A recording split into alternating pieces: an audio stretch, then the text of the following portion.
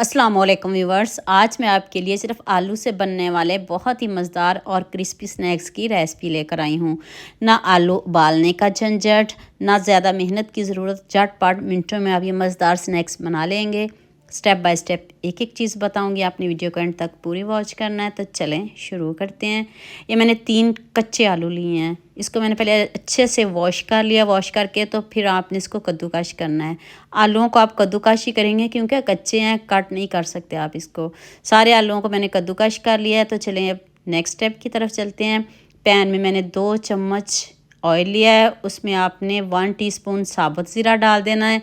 2 सब्ज़ मिर्च चॉप करके डाल दें। खुशबू आने लग जाए तो आपने इसमें आलू डाल देने। आलू धो के नहीं डालिएगा, आलूओं को पहले वॉश कर लीजिएगा, बाद में आप आलूओं को वॉश नहीं करिएगा। तो अब इसकी इतने अच्छे से आपने भुनाई करनी है और साथ में हम इसमें मसाले भी डालते जाएंगे। आलूओं की आपने बहुत अच्छे से इधर भुनाई करनी है, जल्दी बिल्कुल भी नहीं करनी। 1 टीस्पून नमक डाल दें, हाफ़ टी स्पून हल्दी पाउडर, 1 टीस्पून लाल मिर्च का पाउडर डाल दें। तो अब दोबारा से हम इसकी बहुत अच्छे से बुनाई करेंगे। ज़्यादा मसाले इसमें बिल्कुल भी नहीं जाएंगे। सारे मसाले आपके किचन में मौजूद होंगे, ना बाज़ार जाना पड़ेगा, ना बाज़ार से कुछ लाना पड़ेगा। रमज़ान में भी आप ये रेसिपी बना सकते हो। इतनी टेस्टी है, इतनी यमी, एक बार बना ली तो इंशाल्लाह आप दोबारा भी इसको बनाओगे। तो देखें आलू की इतनी अच्छे से बुनाई हो चुकी है। तो अब आपने इसमें हाफ़ कप सूजी डालनी है, ज़्यादा नहीं डालिएगा। हाफ़ कप सूजी काफ़ी है। अगर 3 आलू हैं तो हाफ़ कप, अगर 5 आलू हों तो फिर आप 1 कप भी सूजी डाल सकते हो। हाफ़ कप सूजी काफ़ी, इससे आपके इतने ज़्यादा स्नैक्स बन जाएंगे, आप खाने से हाथों को रोक नहीं पाएंगे।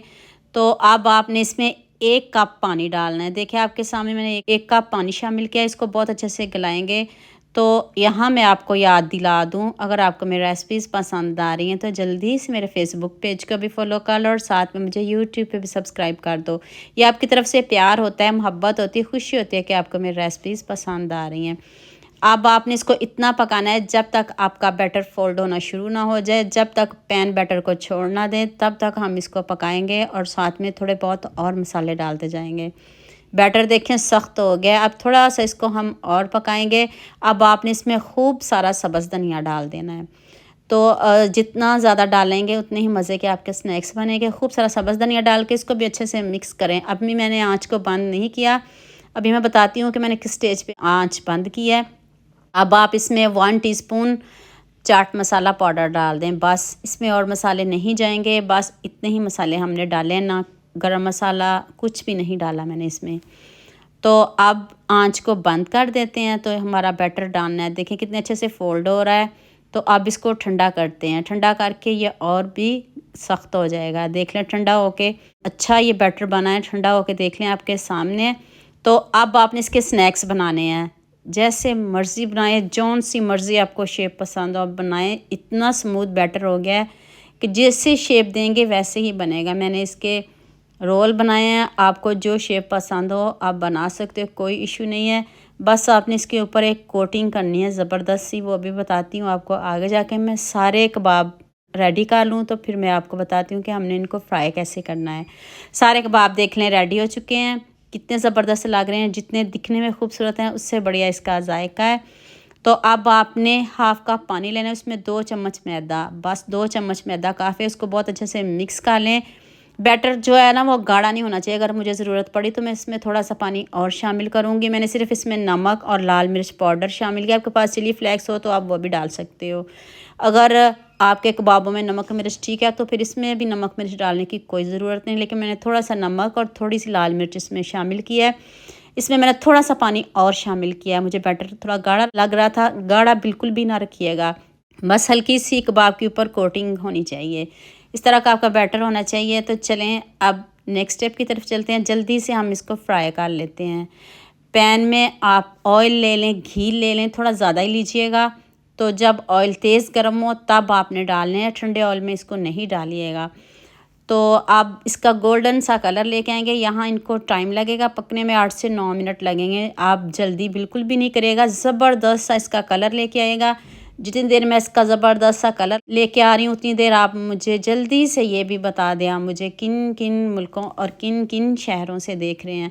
मुझे बहुत खुशी होती है जब आपके फ़ेसबुक और यूट्यूब पर खूबसूरत से कमेंट पढ़ती हूँ। आप सबका खूबसूरत कमेंट करने का बहुत बहुत शुक्रिया और आप सब के लिए भी दिल से दुआ है मेरी, आप भी हमेशा खुश रहें और हमेशा मेरे साथ ऐसे ही जुड़े रहें।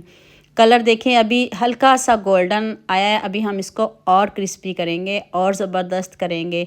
अभी आप इस वीडियो को पूरी देख के जाइएगा, आपको मज़ा आ जाएगा। आप ये स्नैक्स इंशाल्लाह एक बार बनाओगे तो रमज़ान में आप इसको रोज़ ही बनाया करेंगे। कलर देखें कितना ज़बरदस्त आ गया है, इतना ही ज़बरदस्त हमें इसका कलर चाहिए। जो हमारे कबाब डन हो गए उनको हम बाहर निकाल लेते हैं। देख लें कलर इस तरह का होना चाहिए। कोटिंग देखें आपके सामने सिर्फ मैदे की है, वो भी बहुत कम मैदा हमने यूज़ किया, बहुत ज़्यादा मैदा इसमें यूज़ नहीं किया। आप इसके ऊपर ब्रेड क्रम्ब्स भी लगा सकते हो। तो लीजिए जी, मज़ेदार से हमारे स्नैक्स रेडी हो गए हैं। इस रेसिपी में मुझे आप सबका बहुत ज़्यादा प्यार चाहिए, जितनी मज़े की टेस्टी बताई है। ऊपर से इतने क्रिस्पी, अंदर से इतने सॉफ्ट, जाते मुंह में घुल जाने वाले स्नैक्स हैं। चेक कर लें इसकी लुक, देखते ही मुंह में पानी आएगा। गर्मा गर्म आप इसको ऐसे भी खाएं, देख लें क्रिस्पी, देख लें कितने हैं ऊपर से।